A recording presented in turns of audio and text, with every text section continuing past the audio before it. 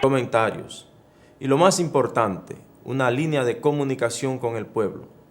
Llámenos para que también participe con nosotros de los temas que vamos a desarrollar.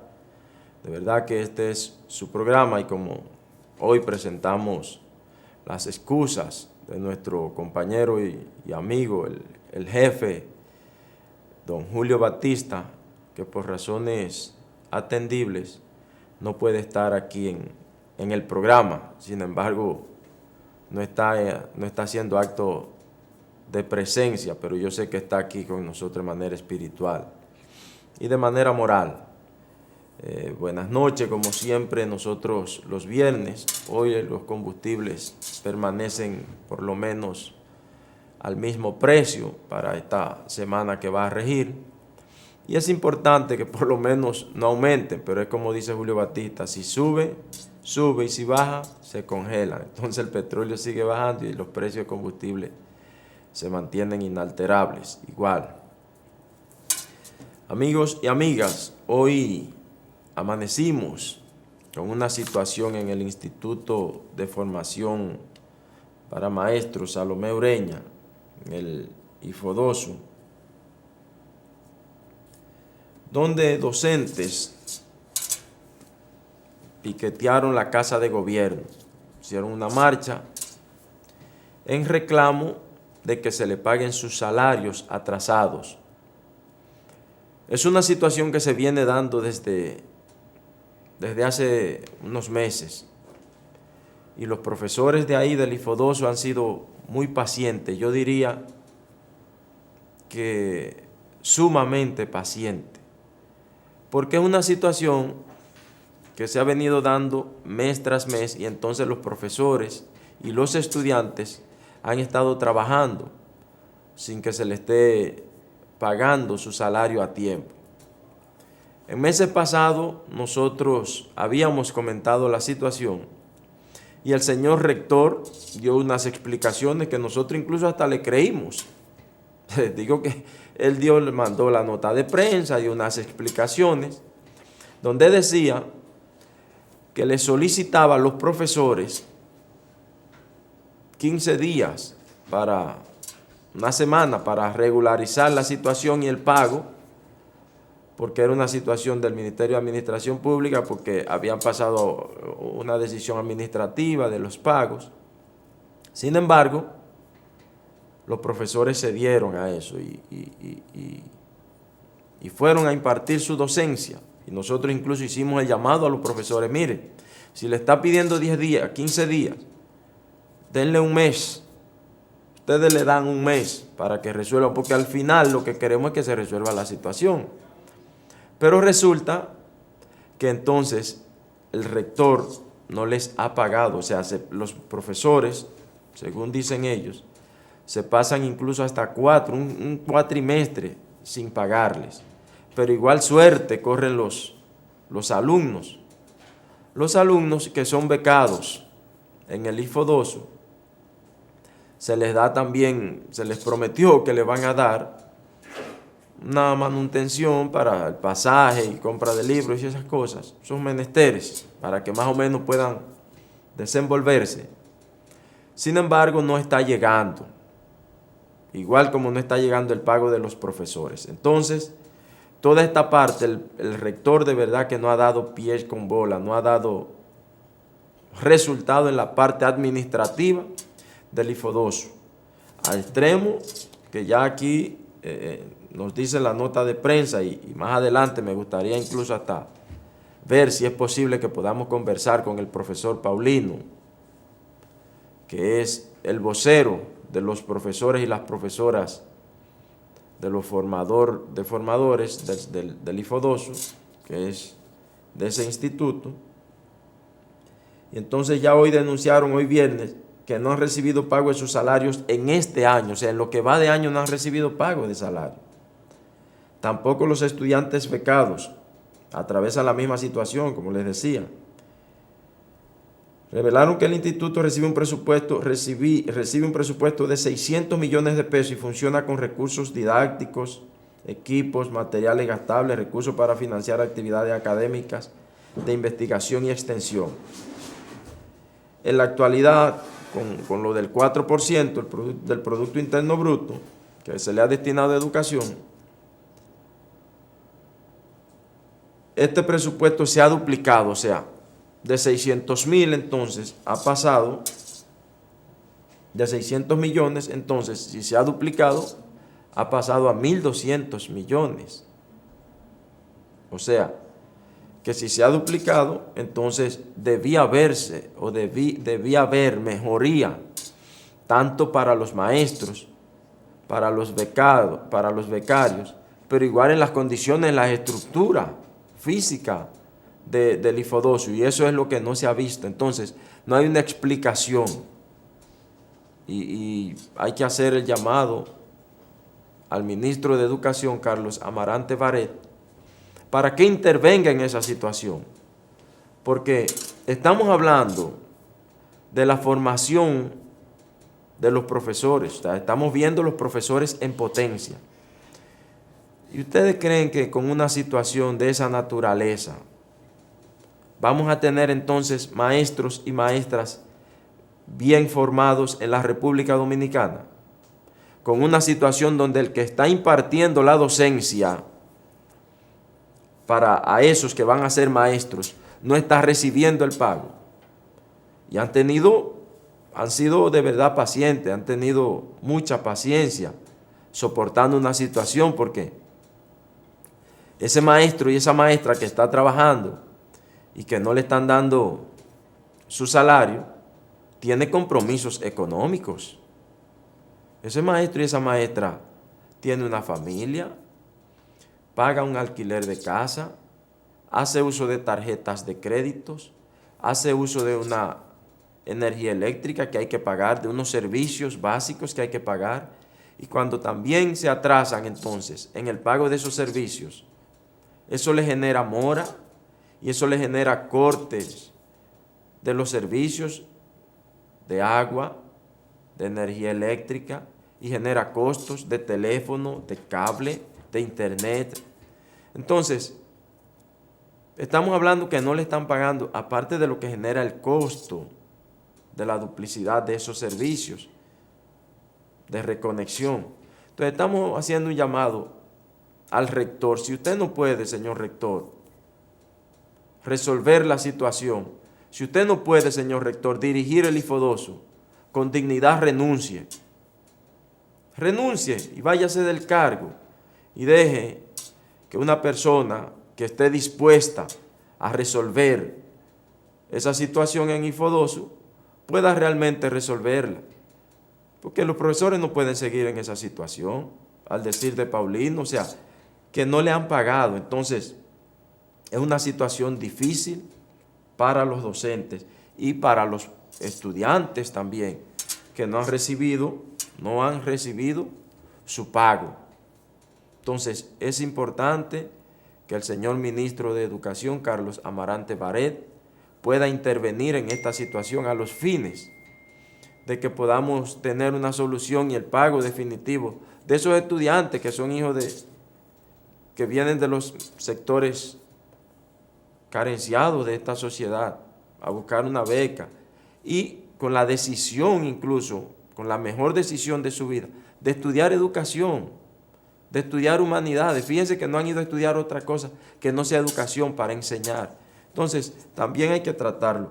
Otra situación que dicen los profesores que se está dando es que la gestión actual, al llegar al IFODOSU, encontró el señor rector 10.000 estudiantes en formación. En el transcurrir de 2 años solo tienen 6.500. O sea, estamos hablando que antes le daban ese presente, esa parte de manutención a los estudiantes a 10.000 y hoy son 6.500, o sea, menos estudiantes. ¿Qué está pasando? La otra situación es que se cambió el proceso de admisión de estudiantes del instituto por un proceso errático, en el que la prueba inicial de matemática y lengua española no tiene relación con los contenidos y destrezas a desarrollar en la nivelación, ni con las pruebas finales, y en la cual quedan fuera estudiantes sobresalientes y seleccionan otros con menos méritos académicos. O sea, tienen una prueba de admisión errada, dicen los profesores. Y al decir de ello tengo que creerle porque son incluso quienes imparten la prueba y supongo que tal vez son hasta quienes las elaboran. Ahora mi pregunta es, profesores, maestros, ¿y cuál es el papel de ustedes como docentes entonces de ese proceso que es un proceso errático? ¿Lo está haciendo el rector de manera unilateral, de manera inconsulta para la admisión de los nuevos becarios, de los que desean ir a estudiar educación al IFO II? Es una situación que entonces hay que revisar y pienso que incluso han tardado mucho en denunciar esa situación si se está dando, si ustedes entienden que es una situación errada. Porque ¿qué es lo que se quiere? Lo que se quiere es que los mejores estudiantes vengan a estudiar educación. Pero no es tan solo que tengan las competencias cognitivas, es también las competencias humanas, las competencias morales. Entonces, es importante que puedan los profesores y las profesoras revisar conjuntamente con el rector el procedimiento porque realmente está errado, dicen los maestros y las maestras, y nos parece que es un tema importante porque si se están quedando estudiantes que son meritorios y están pasando otros con menor desarrollo académico, entonces hay que realmente hacer una revisión a las pruebas y ver por qué algo está fallando, ver qué está fallando, hay que revisar, hay que ir allá. De manera que en el IFODOSU hay una papa caliente, hay una situación difícil que nosotros lo que queremos es que realmente pueda resolverse. Por otro lado, amigos y amigas televidentes, nosotros tenemos ya un año escolar a la puerta de la escuela. Dentro de la próxima semana ya los profesores de hecho están en sus centros educativos, están trabajando su planificación, están trabajando con el nuevo currículo, con la planificación, supongo que ya la próxima semana estarán trabajando con eso, y hay unos programas de capacitación que empezó desde este lunes y concluye hoy viernes, concluye ese proceso, una semana completa donde los profesores están compartiendo lo que es las adecuaciones y las últimas revisiones al currículum del nivel primario y del nivel medio con un grupo de cambios. Es el caso, por ejemplo, del currículo de media, donde se pretende, de básica, de educación primaria, donde se pretende entonces eliminar el impartir francés. Eso habría que verlo y entonces una lista ya de cotejo que tendrán las evaluaciones. Y eso es importante porque va a estar en base a competencias logradas en los niños. Pero realmente lo más importante es que los niños puedan lograr las competencias sin necesidad de que yo pueda poner el cotejo sin que se haya logrado, o que se haya logrado la competencia y que entonces yo haya colocado el cotejo como que no se ha logrado. Esa es la parte que nos toca a nosotros entonces desarrollar como docentes de manera justa, de manera correcta. Y entonces, en ese sentido, como ya inicia el año escolar, ahorita usted escuchará el corre-corre con los libros de texto, con los uniformes, con las cobraderas, específicamente en los colegios. En el sistema educativo dominicano, que dice el presidente de la Federación de Padres de la República Dominicana, que insta incluso a los padres a inscribir sus niños en las escuelas públicas. Dice él que la jornada extendida es algo novedoso, que ha traído resultados positivos a la educación dominicana y que ya incluso los profesores están capacitándose, están constantemente capacitándose, que el ministerio los está capacitando. pero los profesores han estado siempre capacitados, se están actualizando. Y entonces hay un desafío con los libros. Él dice que parecería como si existieran dos sistemas educativos, un sistema educativo público y un sistema educativo privado. El sistema educativo dominicano es uno, pero realmente ahí está hay una disyuntiva entre el sistema educativo público y el sistema educativo privado. Llamaba a todos los padres a que inscriban a sus niños en el sistema público porque por una gran situación que decía él, o sea, usted lo inscribe en el sistema educativo público y usted como padre no tiene que comprar libros. No tiene que comprar libros por el hecho de que en el Ministerio de Educación dispone de los libros para impartir la docencia a los niños. O sea, le entrega los libros a los niños, el sistema educativo de forma gratuita. Y en días pasados se hizo el lanzamiento de la entrega de uniformes y mochilas. Yo espero que se pueda iniciar la próxima semana ya la entrega de esos uniformes, de las mochilas a los niños, y que no se entregue ya cuando ha iniciado el año escolar o cuando ya va un mes, 2 meses de año escolar, y que ya papá o mamá, ya su padre han comprado esos útiles escolares y esos uniformes. Entonces como que no tiene como razón de ser que tan tarde puedan venir entonces a auxiliar a esos niños. Entonces, con los libros, en el sistema educativo privado, entonces, tenemos una situación que se da con los libros y las casas editoras, con los colegios también. O sea, fíjense que dice él, el de la sociedad de padres, y realmente yo estoy muy de acuerdo con esa declaración, en el sentido de que los colegios hacen lo que quieran, es verdad, son empresas privadas, pero no debe ser con fines lucrativos porque es la educación dominicana. Entonces, cambian los libros anualmente en contubernio con las casas editoras, porque parece que hay entonces un negocio de cambiar los libros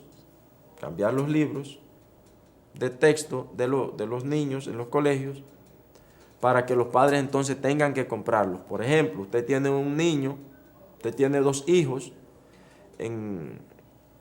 uno en tercer curso de primaria y otro en cuarto de primaria. Resulta que usted le compró los libros a su niño de cuarto de primaria y el que estaba en tercero entonces pasó a cuarto.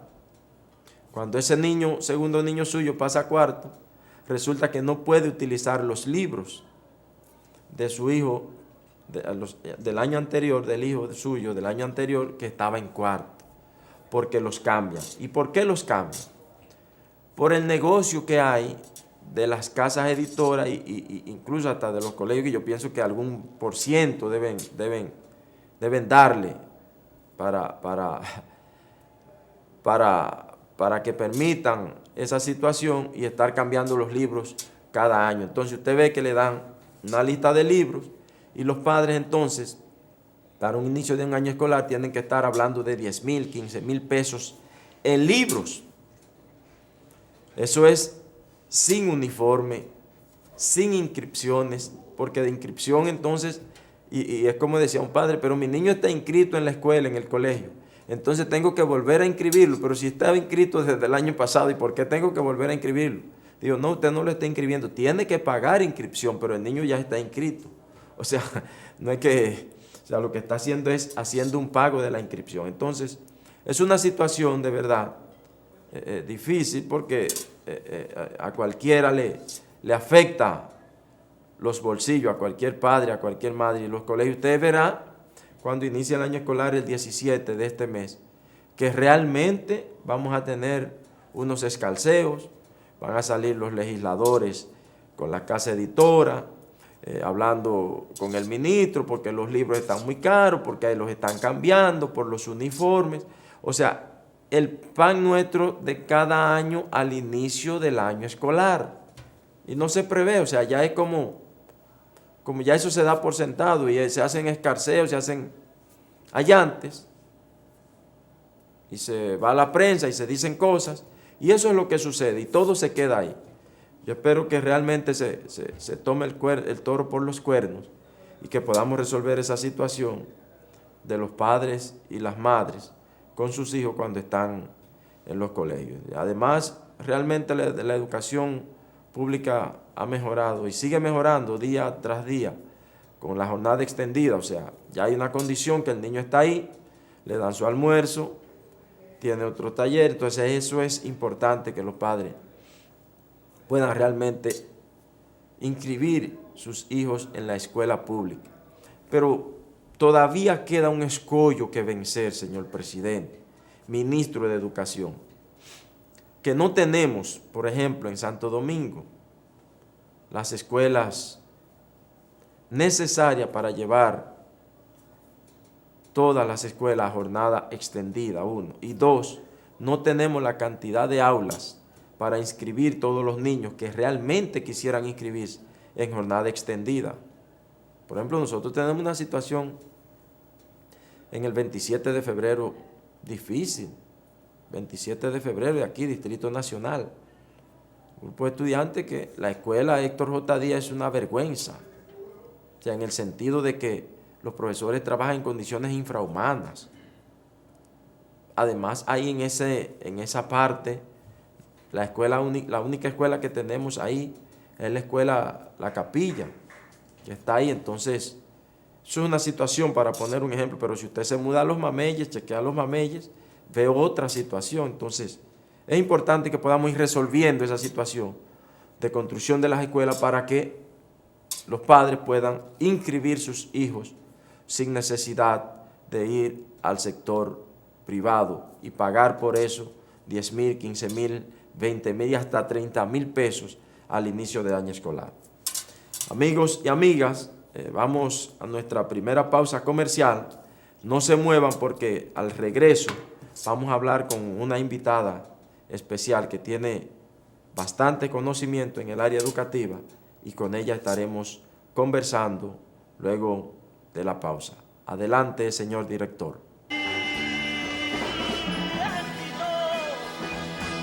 Noches amargas, días de hambre, pero feliz.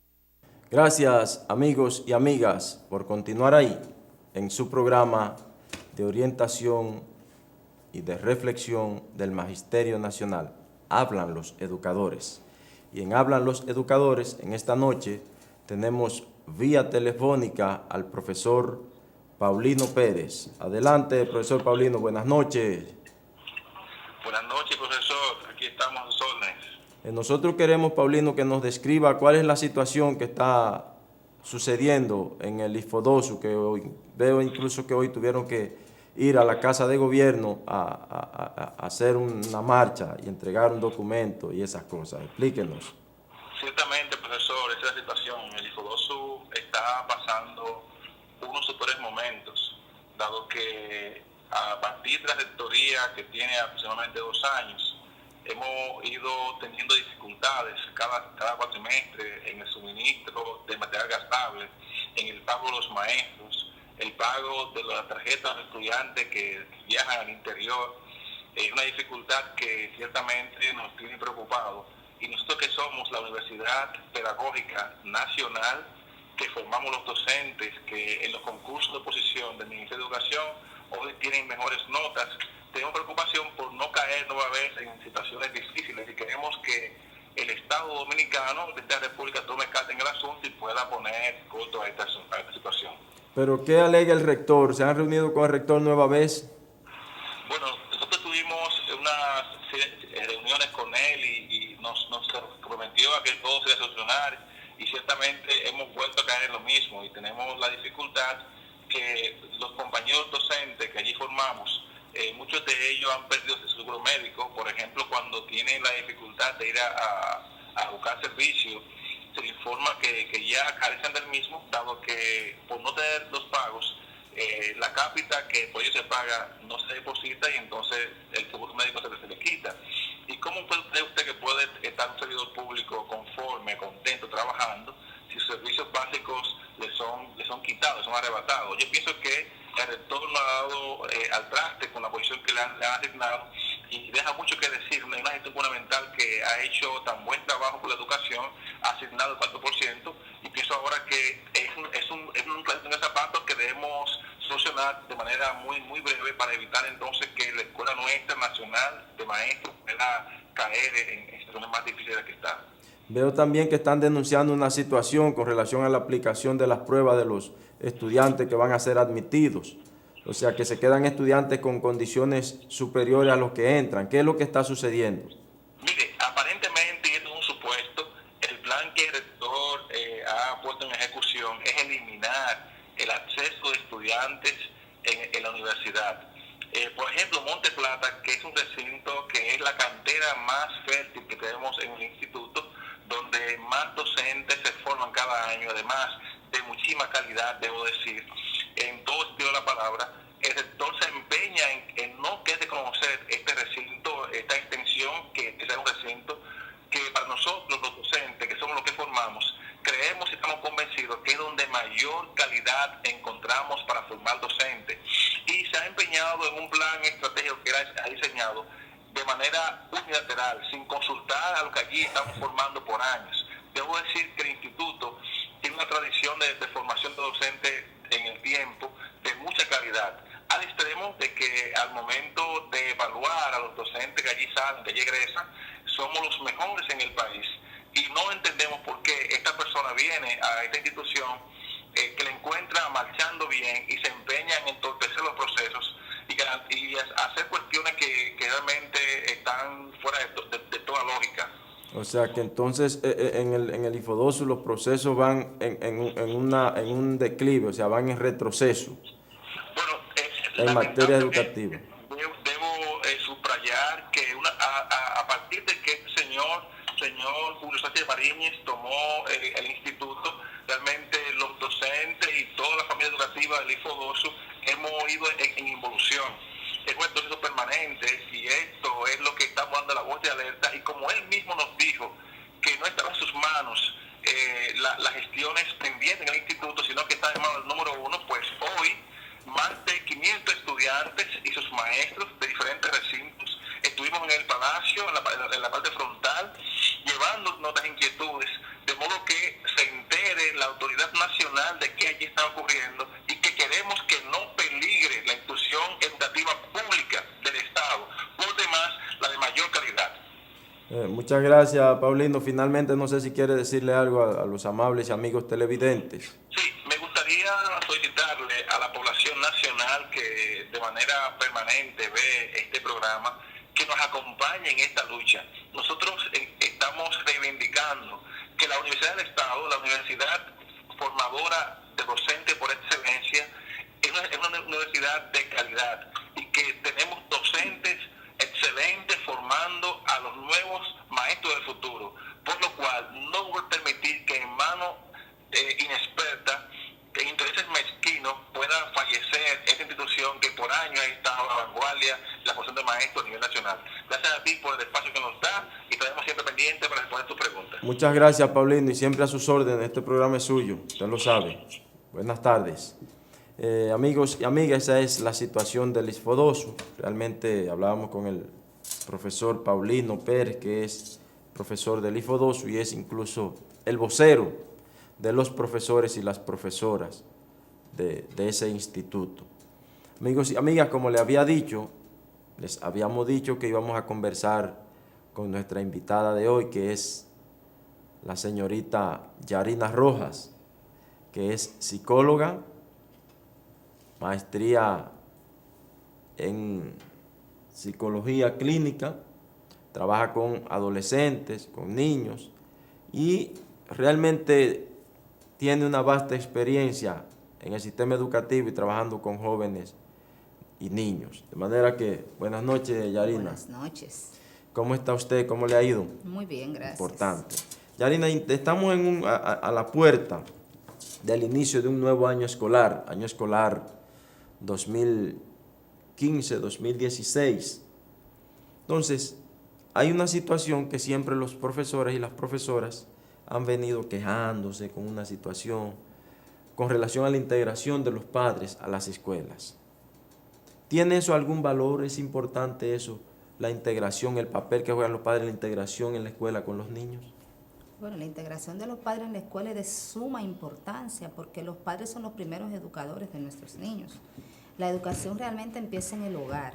Entonces, cuando los padres se involucran en todo lo que es la educación de sus hijos, la educación fluye y se da, porque es un acto de amor y de entrega. Cuando un padre se involucra en quién es el maestro de sus hijos, en qué centro está, qué educación recibe, el niño se siente comprometido, porque la fidelidad de los niños está hacia los padres. Y cuando ve que los padres están en sintonía con el centro en el que están sus hijos, ellos se entregan con mayor amor que cuando tienen un padre de espalda a la escuela. Entonces, de suma importante que los padres se involucren en la educación de sus hijos. ¿Cómo yo, si soy un padre que no domino, yo apenas, por ejemplo, llegué a un 6º curso, a un 5º curso de primaria, y ya mi niño está en 8º de básica, y tiene unos contenidos, ¿cómo yo me involucro con mi niño en sus tareas y en sus quehaceres educativos? Pero como te decía, hay un lenguaje verbal y un lenguaje no verbal. El hecho de que un niño, aún su padre no maneje los contenidos que se le está dando, pero ve un padre comprometido con las tareas, con los contenidos, con los maestros, con la institución, ese niño ya tiene el deseo y el amor para estudiar. ¿Por qué? Porque el amor hacia sus padres y la fidelidad hacia los padres lo lleva a ellos a involucrarse en lo que es la educación. Entonces, un padre que aunque no tenga los conocimientos generales del contenido, pero es un padre que se sienta con su hijo, ¿hiciste la tarea? Vamos a ver qué te dieron hoy. Explícame eso que te dieron. El niño inmediatamente ve que al padre le interesa lo que él está haciendo.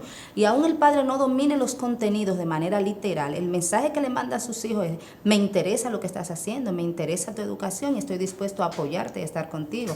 Y eso es vital realmente para los niños y los adolescentes. Y tiene eso, o sea, esa parte que usted dice, tal vez afectiva, de que el papá se interesa por cómo va la tarea, hiciste la tarea, no la hiciste, o sea, ese simple hecho, ¿tiene algún elemento importante en la vida del niño y la niña, del estudiante, como estudiante y con relación al rendimiento escolar? ¿Pudiera eso marcar alguna diferencia? Sí, de hecho, el padre siempre está interesado, aún no sepa los contenidos, el padre siempre está interesado. Lo único que a veces no sabe cómo expresar ese interés, porque dice, bueno, yo no sé de eso y lo deja a un lado. Sí tiene importancia porque ayuda al desarrollo de sus hijos, porque un padre que, como te decía, se interesa y lee, revisa las tareas, revisa el contenido con ellos, lo ayuda a ser exitoso, porque ese hijo, cada vez que ese padre lo felicita, le dice que bien, me gusta cómo te está yendo, eso hace que el hijo cada vez se involucre más y obtenga mejores calificaciones, y por ende va a ser un estudiante meritorio, y va a ser un estudiante para el futuro, y va a ser un estudiante de éxito, va a ser de los estudiantes que van a presentar mejor conducta en el centro educativo. Entonces es de vital importancia que los padres se involucren de lleno en la educación de los hijos. A veces el tiempo. Sabemos ahora que estamos en un mundo donde estamos todos trabajando, tenemos pluriempleos, pero es muy importante que el padre saque un día para ir al centro educativo sin que lo envíen a buscar del centro. Ir a preguntar cómo le está yendo a mi hijo, presentarse con la maestra, yo soy el padre de él, cómo le va, en qué puedo apoyar, involucrarse en lo que son las ACMA, las escuelas de padres. Eso es muy importante porque ve un padre entonces que está de la mano con su hijo y la educación. Y el hijo ya sabe que su padre se involucra y que en cualquier momento puede pasar por la escuela a preguntar por él. Entonces, claro que eso influye y ayuda a que los hijos sean exitosos y que su rendimiento académico sea muy alto. Nosotros tenemos situación de padres que salen a trabajar desde muy temprano y llegan entonces en la noche, ya cuando los niños están casi ya en su postrimería de acostarse otra vez. Y entonces no pueden involucrarse como en las tareas, ayudarles. A veces la madre también trabaja, o sea, se da igual situación en la casa con papá y con mamá. ¿Cómo pudiera entonces manejarse esa situación para que se puedan involucrar con el niño, con las tareas y esa parte, el papá? O sea, como le decía, o sea, no hay tiempo. Yo estoy en el trabajo, ¿cómo hago eso? O sea, ¿cómo un padre puede hacer eso?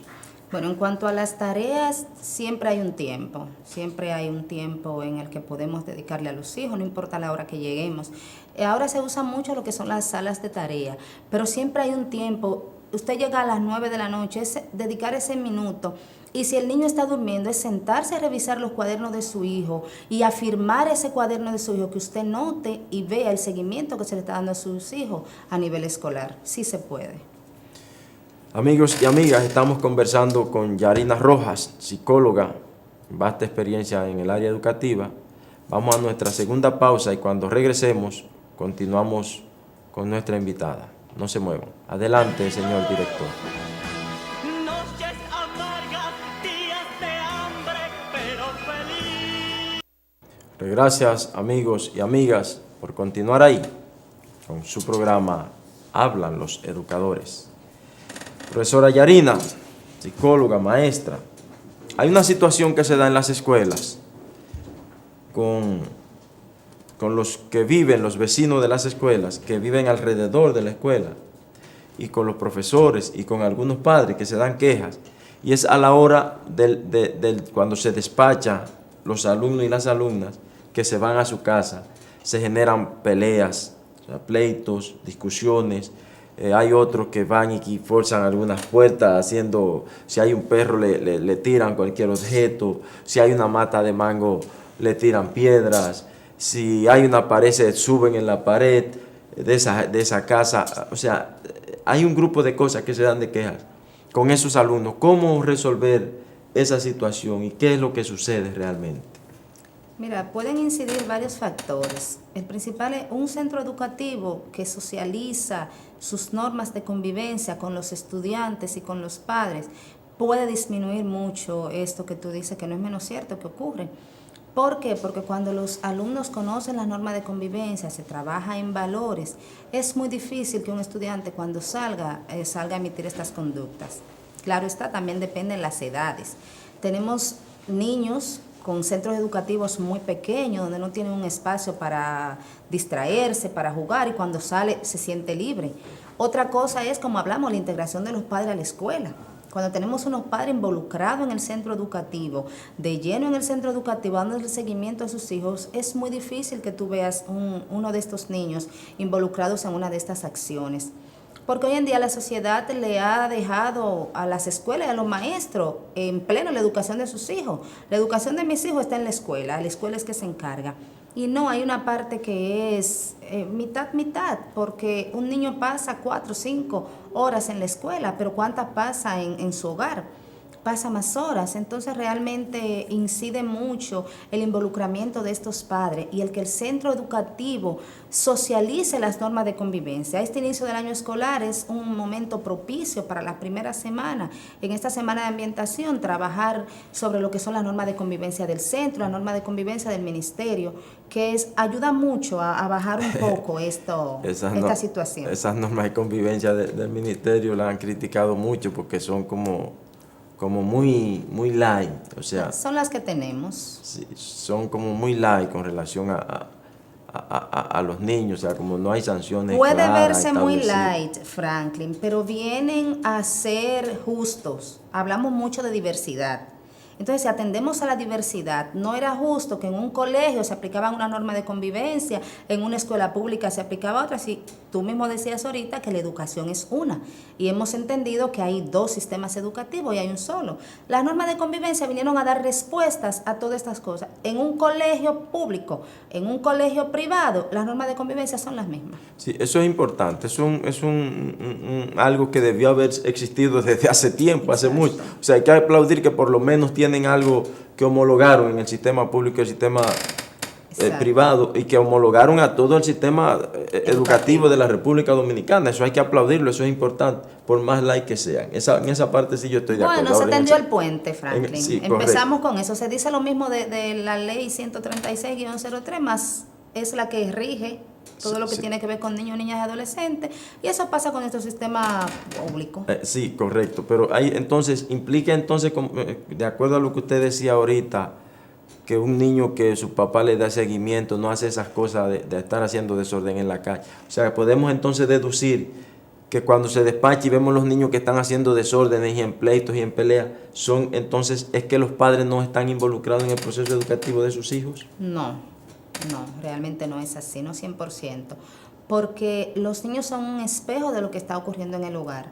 Tenemos muchos niños de familias disfuncionales en hogares que son realmente un caos, y esos niños simplemente lo que hacen es proyectar hacia afuera lo que están viviendo hacia adentro. Es el llamado, es la forma de decir, mírenme, aquí estoy, en mi vida, en mi sistema está pasando algo, es un llamado de atención. Entonces no necesariamente, porque hay padres que siempre están en la escuela, que van constantemente, y sin embargo la queja sobre el hijo siempre es la misma, que su hijo no se comporta, que su hijo hace. Entonces no necesariamente, pero en un hogar donde las reglas estén claras, donde haya normas, donde haya límites y fronteras, es muy difícil tu ver este caso de niños. No incide necesariamente que el padre vaya, no. Existen también lo que es el trastorno de conducta no diagnosticado, a veces no están diagnosticados. Tenemos el déficit de atención con hiperactividad, que a veces tampoco es diagnosticado, y tenemos estos niños que constantemente emiten esta conducta, y lo que hacemos es juzgarlo y etiquetarlo sin investigar qué está pasando ahí. Por eso te decía al principio que hay varios factores que pueden incidir en este asunto de la salida, de lo que ocurre a la salida de los centros educativos. Entonces, ¿qué hace la escuela, la psicóloga, la orientadora del centro para resolver? O sea, ¿cómo lo resolvemos en una situación de un padre que no hay reglas en la casa claras? O sea, ¿qué trabajo debe hacer usted como psicóloga, como maestra, que es psicóloga, que es orientadora en la escuela, en una escuela de República Dominicana, y hay una situación de esa naturaleza? ¿Qué usted le recomienda? El Ministerio de Educación viene desarrollando hace un tiempo un programa muy interesante de disciplina positiva. Es muy importante trabajar lo que es la disciplina positiva y disciplina en valores, sin castigar. ¿De qué trata eso? ¿De qué trata? La disciplina positiva no es más de tú hablar con tus hijos, con tus estudiantes de una manera asertiva, de que todo tiene consecuencia. Por eso decía, en esta primera semana de ambientación es muy importante poner las reglas generales del centro educativo y las reglas generales del curso, hechas por los estudiantes. Cuando a ti te dan unas reglas a seguir, donde tú participaste, donde tú te viste involucrado, es más fácil que tú las sigas que cuando te la imponen. Entonces la disciplina positiva se trata mucho de eso, se trata de involucrar a todos los actores del sistema educativo en lo que es la disciplina de los niños, y dentro del curso las reglas que se van a llegar y qué va a pasar si alguien viola unas de estas reglas. O sea, cuál sería la sanción, cuál sería la medida correctiva que se llevaría a cabo en dado caso de que alguien violente una de estas sanciones. Entonces es una parte que ayuda mucho cuando el curso y el centro educativo tienen unas normas y unas reglas claras, precisa, donde los estudiantes la conocen, la manejan y la dominan. Eso ayuda mucho, y de esto se basa la disciplina positiva. Y eso ayuda a los padres también, porque cuando tú le hablas a un niño de que su hora de dormir es a las 8, 9, 10 de la noche, y llega a esa hora y tú lo mandas a dormir, se supone que el niño debe seguir, porque ya ustedes consensuaron y llevaron a cabo esas reglas del hogar que se van a seguir. Entonces de eso se trata la disciplina positiva, no es más que involucrar a nuestros hijos y a nuestros estudiantes en las normas de convivencia, seguir tanto dentro como fuera del plantel educativo. Pero para eso tienen que estar de acuerdo siempre papá y mamá, si existe papá y mamá. Sobre todo. Y si no existe papá y mamá, que existe solo la madre, entonces es responsable de Dios si existe el padre. Depende con quién vive el niño. Sí. Esa parte es que debe estar, ¿verdad? Sí, pero aunque papá no esté presente, Franklin siempre está. Papá siempre está, porque hay un término acuñado que huérfanos de padres vivos, eso no existe. Porque un niño para venir al mundo necesitó un papá y una mamá, no vino al mundo solo. Entonces no hay huérfanos de padres vivos. Todos nuestros niños tienen un papá y una mamá. Que esté ausente, que esté presente, siempre está dentro del niño, porque 50% de ese niño es papá y 50% de ese niño es mamá. Y eso no lo cambia nadie. La ciencia ha avanzado mucho y todavía no se hacen los niños que vengan solo al mundo. Así que no hay huérfanos de padres vivos. Los padres siempre están. Vamos a tomar una llamada del público. Buenas noches. Buenas noches. O sea, hay una situación que se da, Yarina, usted como psicóloga, queremos entonces que usted nos responda con relación a una situación que se da con niños y niñas que van cambiando conducta. O sea, como un padre, una madre, puede darse cuenta cuando un niño está como cayendo en vicios, una niña está como enamoradita, que se ha ido. O sea, ¿cómo un padre puede irse dando cuenta de eso con su hijo o su hija? Mira, Franklin, los tiempos evolucionan y los padres y los docentes nos quedamos en una sola etapa fija. Y no nos damos cuenta que los tiempos cambian. Tenemos un estudiante o un hijo de 10 años y le ponemos unas reglas de que aquí se duerme a las 8 de la noche, pero el hijo llega a los 18, 19, 20 años y seguimos con la misma regla, no nos damos cuenta que ese niño creció, que ya los intereses de ese niño son diferentes. Entonces ahí es que llegan los problemas en la adolescencia, porque los niños van cambiando en su ciclo vital, pero los padres no cambian junto con ellos.